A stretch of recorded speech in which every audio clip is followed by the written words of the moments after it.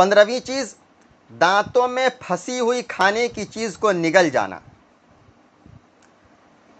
اگر کسی شخص نے سحری کھائی اور کوئی کھانے کی چیز اس کے دانت میں پھنسی رہ گئی اور بعد میں اس کے دانت سے وہ چیز نکلی اور اس نے اس کو نگل لیا، کھا گیا، تو اب یہ دیکھیں گے کہ اس کی مقدار کتنی تھی۔ پہلی بات تو یہ ہے کہ اگر روزے دار کے دانتوں میں سے کوئی چیز نکلے تو اس کو نگلنا نہیں چاہیے، فوراً اس کو تھوک دینا چاہیے۔ لیکن اگر کوئی شخص نکل جائے تو کیا مسئلہ ہوگا؟ تو اس سلسلے میں تفصیل یہ ہے کہ اگر وہ چیز چنے کی مقدار سے زیادہ تھی، چنے کی مقدار کے برابر تھی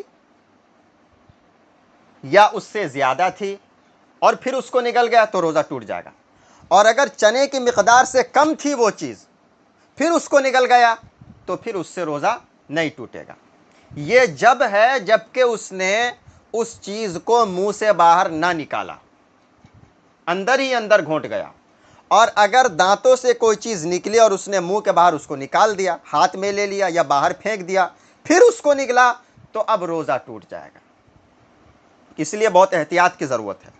تو اگر دانتوں سے کوئی چیز نکلی کھانے پینے کی اور وہ چنے کی مقدار سے کم تھی اور اس کو روزے دار نگل گیا تو اس سے روزہ نہیں ٹوٹے گا۔ چنے کی مقدار سے زیادہ تھی یا چنے کی مقدار کے برابر تھی پھر اس کو نگل گیا تو روزہ ٹوٹ جائے گا۔